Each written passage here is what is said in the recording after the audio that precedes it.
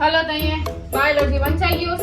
હવે અહીંથી આપણે કેમેસ્ટ્રી વાંચવાનું છે. અને કેમેસ્ટ્રીમાં સરે કીધું હતું ને હર્ષિલ સરે કે જે મોટા મોટા ચેપ્ટરો છે જાજા માર્ક્સ લઈ આવે એવા, એમાં જ પહેલું ચેપ્ટર 7મું છે, 12 માર્ક્સનું ચેપ્ટર છે. એમાં 5 માર્ક્સના MCQ અને 7 માર્ક્સની થિયરી. પણ ચેપ્ટરમાં મને કાંઈ ડર નથી પડતો. આલ્કોહોલ, ફિનોલ, નેચર, મગજનો કેમિકલ બધી બોલાવે. કાંઈ બે આપી દીધું કેવું હાલ.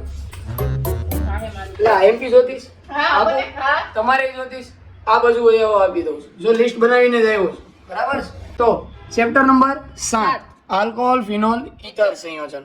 7 માર્ક્સની થિયરી અને 5 માર્ક્સના એમસીક્યુ. આલ્કીનનું એસિડિક જલીયકરણ, હાઇડ્રોપોરેશનનું ઓક્સિડેશન, આલ્કોહોલ ફિનોલની એસિડિકતા, ગ્રિગ્નાર્ડ પ્રક્રિયા દ્વારા આલ્કોહોલની બનાવટ. આટલું કરવાનું છે, બરાબર છે? પછી જો ફિનોલની બનાવટ, લ્યુકાસ કસોટી, આલ્કોહોલનું ઓક્સિડેશન, કોલ્બે સ્મિથ અને રિમર્ટિમન પ્રક્રિયા, એનિસોલનું nitration, bromination, alkylation, acylation, Williamson સંશ્લેષણ, ઈથરની HI સાથેની પ્રક્રિયા, ફિનોલનું નાઇટ્રેશન અને બ્રોમિનેશન. આટલી વસ્તુ કરી નાખવાની છે. આ અહીંયા લગાડીને જાઉં છું, બરાબર? અને આવી જ જોરદાર IMP જોતી હોય ભાઈ તો શું કરવું પડે? સ્ટડી માસ્ટર યુટ્યુબ ચેનલને સબસ્ક્રાઇબ કરવાની છે.